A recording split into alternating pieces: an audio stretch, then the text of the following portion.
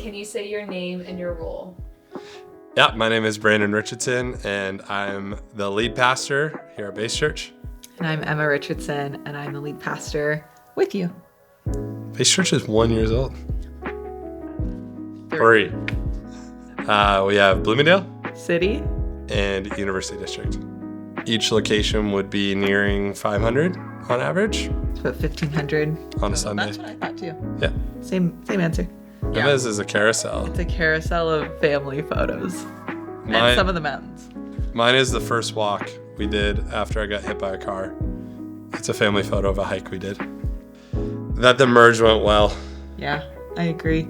I think the fact that all the locations feel like family, I was feeling like, I want to be everywhere, which was a good feeling because a lot of people were new, a lot of people that we were just meeting, and I wanted to spend time with them. The Israelites' encouragement to Joshua, as well as God's encouragement to Joshua, would be bold and courageous. I think I've read through Acts a couple of times this year, and just all of the stories of the early church and how God was moving and the faithfulness and all of those pieces. So not just one verse, but I would say the whole narrative around the movement of the early church has been really encouraging for me. That you have to be able to sing to be a pastor. I would say that I probably would have believed that ministry was easier than what it actually is, to be honest. And there's a lot of hard times, but it's worth it. Every morning I put on Goodbye Yesterday to cue the kids that it's time for breakfast. And so that's true. Been like running in our house for the past few weeks. I mean, our church has just written a song. I wish I could listen to it. That's literally my favorite song right now. It's amazing. I am really loving No One Like the Lord by Bethel Music right now. Have you heard the I guess like the mashup that goes into What a Beautiful Name? No. We need more of this kind of drums in our sets. Oh, that's good. Joe Rogan and Lex Friedman. I've been off of podcasts. If I had to be told which podcast I last listened to, it would be the Survivor podcast in the fall. Like, that's what I listened to. Yeah, well, that's the last one you listened to. That's it. But also, Being Human with Steve Cuss has been helpful as well. Oh, just in personal dependence on him and personal time with him. It's like getting back to my days of my youth with God, which is cool. Yeah, I think he grew my vision this year personally and also for the church. Yeah.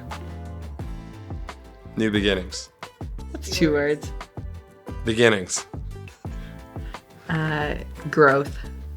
I've always prayed that God would do it again. The things that we've seen him do in the past. Revivals, big things in church, whatever else. I've just been feeling like God's going to do a new thing. But that's 2 words again. Yeah, I think that like the other word I could use is stretching. I think everyone's collectively been stretched. We've been stretched. Yeah. We've seen God grow. What's in our hands, our capacity. Yeah. All Can't grow without stretch. That's right. I would like to see the vision of a priesthood of all believers more deeply owned by everyone in our church. But that requires us to be probably a little bit more practical with the how of that. How do we be in the world, not of the world, and impact and influence the world all at once? And so that's a delicate balance, but it also takes years to do. So I'd love to see us just grow where more people feel that responsibility in their spheres of influence.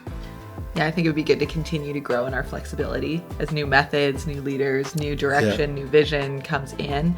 That we just don't hold on too tightly to the things that we have done in the past on any side, to be able to like humbly make room for what God wants to do in the future.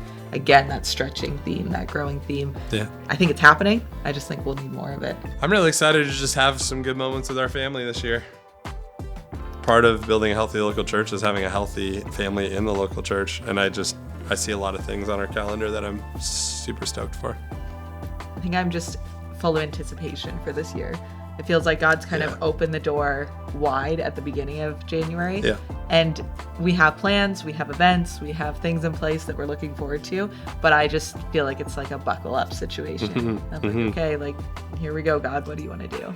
That it's way healthier than statistics are telling us. I think we're seeing pockets of momentum, or we might call it movement in the church.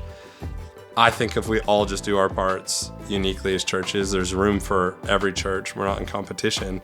And the amount of people outside the church outnumbers the amount of people inside the church. So let's get at it.